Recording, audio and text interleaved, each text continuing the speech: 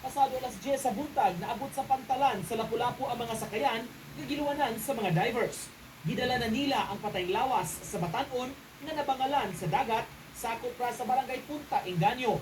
Na emosyonal ang pamilya na misugat labi na atol sa pag-identify sa maong patayng lawas. Dili nila madawat ang nahitabo kaniya.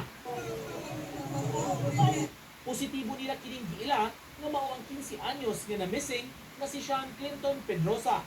Naligo si Pedrosa nitong Miyerkules samtang nasinati ang epekto ug hinungaw ni Bagyong Christine. Sa pwede niya kay tungod sa iyang tupi or sa iyang brief o sa iya pong sa iya mga lawas makita kung burot ba siya makita mo ginawa siya iyang naw dili ni pud baklaro guba na jud iyang naw niya pero naka-confirm juga siya.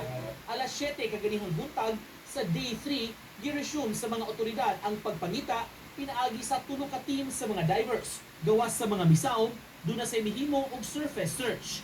Nakit-an ang patayng lawas mga 500 metros ang gilayon gikan sa iyang gikaliguan.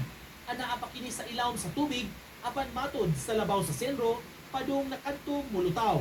Body na locate na to within the proximity lang sa usa ka hotel dito, no, which is mo na say first na to nga site nga gidive nila nga kahapon.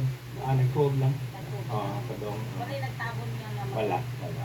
Surfacing na magod siya, ma'am. Kay kapila na ron na days. Sa mga surfacing sa mo Kadong na siya pa. Dito na siya. Surface na siya. Lutaw na gid siya. nakatabang sad kuno nga miarang-arang ang panahon karon. Sanglit kini ang dakong hagit kagahapon.